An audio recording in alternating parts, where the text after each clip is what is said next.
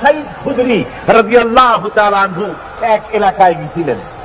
সেই এলাকায় খেতে বসছেন। খাইতে গিয়া কিছুটা খাবার পড়ে গেছে, দস্তরখানে নিচে পড়ে গেছে।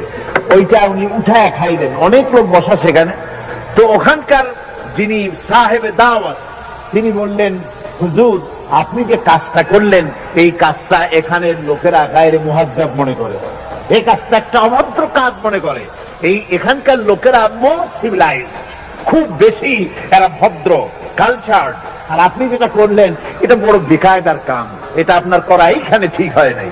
হযরত আবু সাঈদ খুদরি রাদিয়াল্লাহু তাআলা আনহু বললেন, আতরুকু সুন্নাত হাবিবি লিহাউলাইল হুমাকা। ও সাহাবী, আমি কি এই আহম্মদগুলিকে খুশি করার জন্য আমার হাবিবের সুন্নাত ছেড়ে দেব? সুবহানাল্লাহি ওয়া বিহামদিহি। কখনো সম্ভবপর হতে পারে না।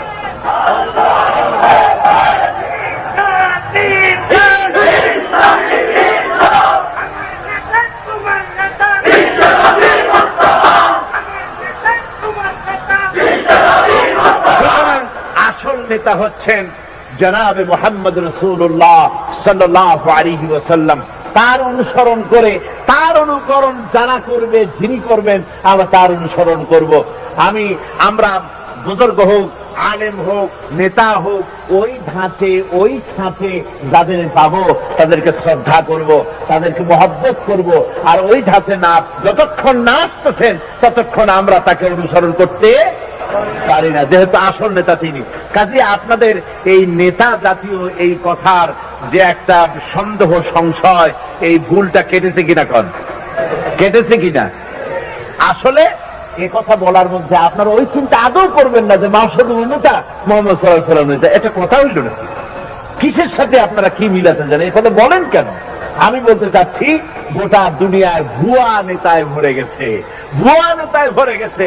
আসল নেতা মুহাম্মদ রাসূলুল্লাহ সাল্লাল্লাহু আলাইহি ওয়াসাল্লাম। বাংলায় বললে আপনারা আপত্তি করেন, কিন্তু আমার বন্ধুরা আরবিতে বললে আপত্তি করেন না। যখন আমরা বলি সরওয়ারে আলম, অর্থাৎ লিডার অফ দ্য ওয়ার্ল্ড, বিশ্ব নেতা, যখন বলি আল্লাহুম্মা সাল্লি আলা সাইয়্যিদিনা মুহাম্মদ, আয় আল্লাহ আমাদের নেতা মুহাম্মদ সাল্লাল্লাহু আলাইহি ওয়াসাল্লামের পরে আমরা দরুদ, তুমি রহমত পাঠাও, এভাবে যখন সাইয়্যিদিনা মানে আমাদের নেতা যখন বলি, তখন বন্ধুরা আপত্তি করেন না।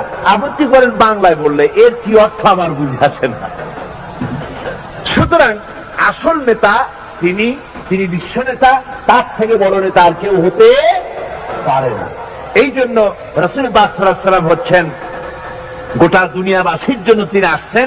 হুজুর বলছেন, আমি উরসালতু ইলাল খালকি কাফা, গোটা পৃথিবীর, গোটা সৃষ্টি জগতের জন্যই আমি পরিপূর্ণভাবে আল্লাহর পক্ষ থেকে রাসূল হয়ে আমি এসেছি, গোটা দুনিয়ার মানুষকে হেদায়েতের বাণী শোনাবার জন্য।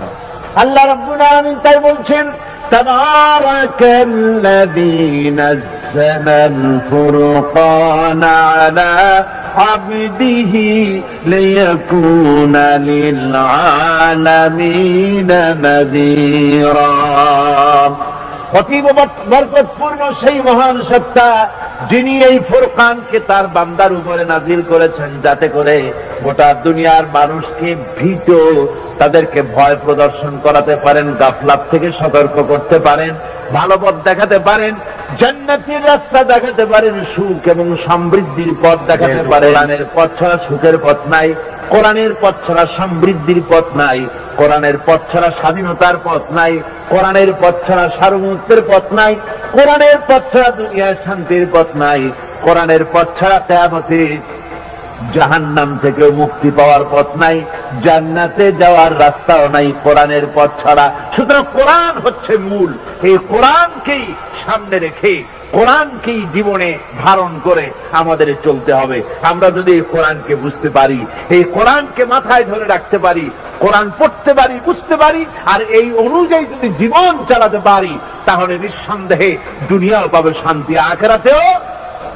আখিরাতেও পাবো শান্তি।